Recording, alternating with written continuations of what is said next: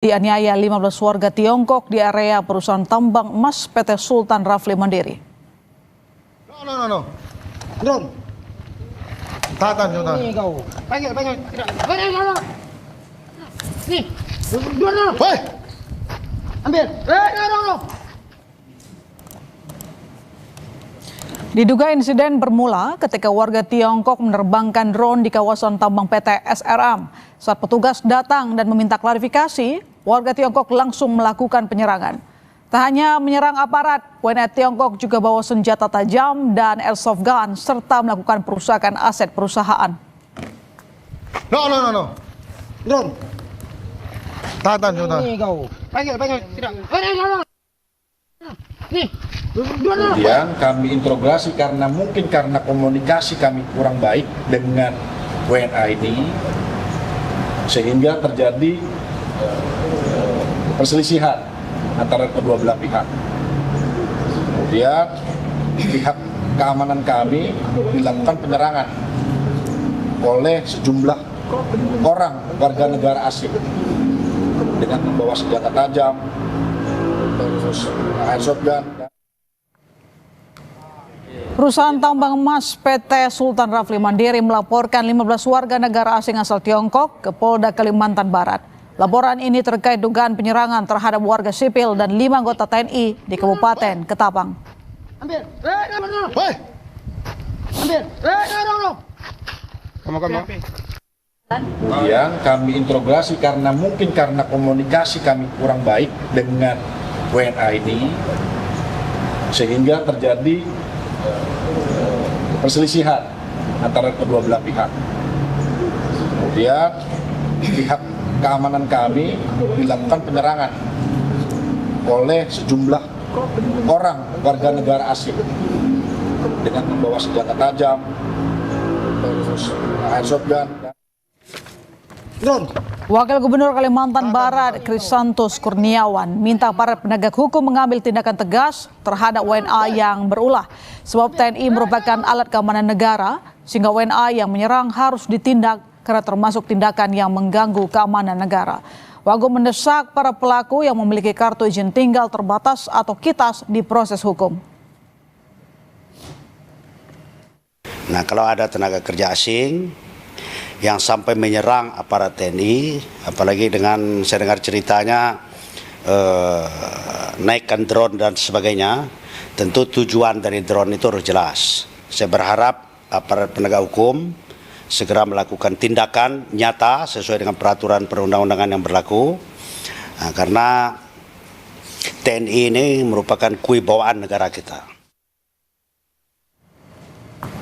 Soal penganiayaan 5 anggota TNI dan warga sipil oleh 15 warga negara Tiongkok, kita tanyakan langsung pada anggota Komisi 1 DPR fraksi PKB Samsu Rizal. Assalamualaikum Pak Samsu Rizal, semoga sehat selalu. Waalaikumsalam warahmatullahi wabarakatuh. Selamat sore Mas. Ya Pak Samsu, ini kondisinya bahwa ada 5 anggota TNI yang tengah bertugas di Ketapang dan juga seorang warga sipil yang kemudian dikeroyok atau dianiaya oleh 15 WNA asal Tiongkok. Seperti apa Anda mendengar kasus ini dan apa saja respons dari DPR terkait dengan kasus ini?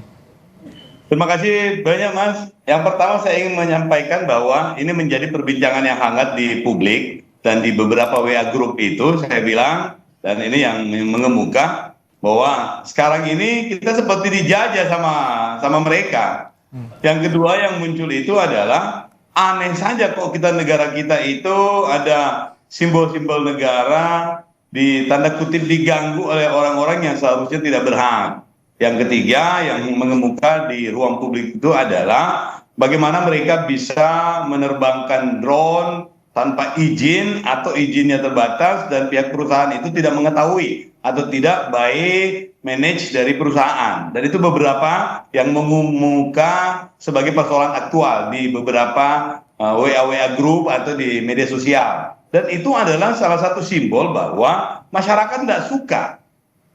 Bangsa Indonesia merasa ini terganggu. Bukan hanya karena alat keamanan negara yang diganggu, tetapi lebih dari itu adalah bangsa Indonesia tidak mau diintervensi. Dan ini seperti menjadi pembenaran bagi beberapa kekhawatiran-kekhawatiran sebelumnya. belum persoalan di IMIP, di Weda, kemudian persoalan-persoalan di daerah-daerah pertambangan, termasuk di Morowali juga, di Morowali Utara, kemudian di Morosi, di Kendari, dan di beberapa daerah yang menggunakan tenaga kerja asing. Dan ini tentu menjadi catatan, di WA Group kami di Komisi 1 itu, kita minta kepada TNI, kepada Dirjen, kemudian kepada Kemenlo, dan kepada Kementerian Imigrasi itu untuk memperketat prosesnya, termasuk izin tenaga kerja yang masuk ke Indonesia itu pada sektor-sektor tertentu itu tidak boleh lagi ada tenaga kerja yang tidak memiliki kualifikasi dan kompetensi yang jelas, skill yang jelas, karena skill dan kompetensi itu biasanya berkaitan dengan attitude. Jangan-jangan mereka ini juga tenaga buruh yang tidak memiliki kualifikasi teknis yang kita butuhkan, sehingga mereka juga tidak memiliki pengendalian diri dan tidak mengerti bahwa ada simbol-simbol tertentu yang hitam putih tidak boleh diganggu, dan itu juga masalah kedaulatan. Nah, inilah yang mengemukas, sehingga kita juga minta kepada TNI dan Kementerian Luar Negeri termasuk Kementerian Imigrasi untuk melakukan tindakan-tindakan supaya tidak terjadi lagi hal seperti ini di kemudian hari. Ya Pak Samsu, ini juga mengetahui bahwa dari WNA ini memiliki kitas dan dikeluarkan atau disponsori oleh PT SRM sendiri, dan untuk saat ini seperti apa pengusutan dan juga koordinasi terutama kepada aparat penegak hukum? Ya betul, kalau soal kitas itu sih sebenarnya penting untuk ditambahkan syarat tertentu, terutama syarat tentang kompetensi dan skill yang dibutuhkan. Karena biasanya yang terkait dengan penanaman modal asing, biasanya tenaga kerja itu semuanya 100% itu di drop dari pemegang sahamnya, itu ada jatah-jatahnya lah. Jadi pemegang saham sekian persen berhak untuk mensuplai tenaga kerja. Dan ini yang kita tidak inginkan terjadi lagi belakangan, sehingga kita minta kepada Kementerian Imigrasi juga dengan perlindungan tenaga kerja, Kementerian Tenaga Kerja untuk berkoordinasi untuk membuat syarat-syarat yang lebih rigid, terutama yang berkaitan dengan keahlian khusus yang dibutuhkan. Karena kalau untuk menerbangkan drone ini, masih banyak orang-orang di sini yang bisa, tidak perlu kita impor dari luar. Apalagi kalau untuk proses-proses kerja yang sifatnya bukan high skill misalnya, atau yang spesial skill misalnya, masih banyak. Nah, itu sekali lagi, bahwa apa yang mereka tunjukkan itu adalah salah satu simbol bahwa ini terjadi di beberapa daerah. Bukan cuma di Ketapang, bukan cuma di Kalimantan Barat itu, tapi di beberapa daerah yang sifatnya penanaman modal asing. Jadi itu juga Kementerian Investasi juga bisa menjadikan pelajaran untuk kita semuanya lah. Baik. Untuk saat ini dari pihak Yonsipur 6 atau dari Kodam Tanjung Pura itu sendiri seperti apa sebenarnya tugas dan fungsi pengamanan di kawasan tambang itu? Jadi ada dua bentuk pengamanannya mereka. Yang pertama itu adalah pengamanan by order.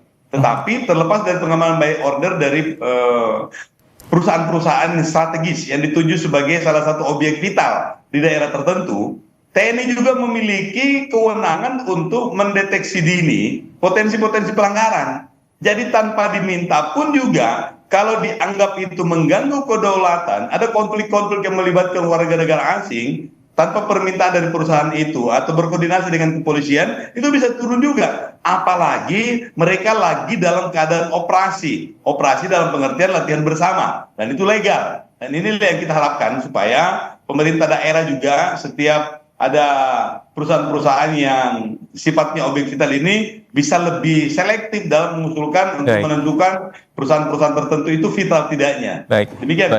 Baik, kita terus cermati pengusutan kasus ini dan juga tadi terkait dengan pengetatan terutama fungsi dari para WNA ini untuk bekerja di Indonesia dan juga seperti apa izin yang telah diberikan. Ini tentu menjadi pelajaran bersama. Terima kasih atas informasinya dan perspektifnya Pak Samsu Rizal, anggota DPR Komisi 1 fraksi PKB, telah bergabung bersama kami di Kompas Petang. Saudara, 3 pekan pasca bencana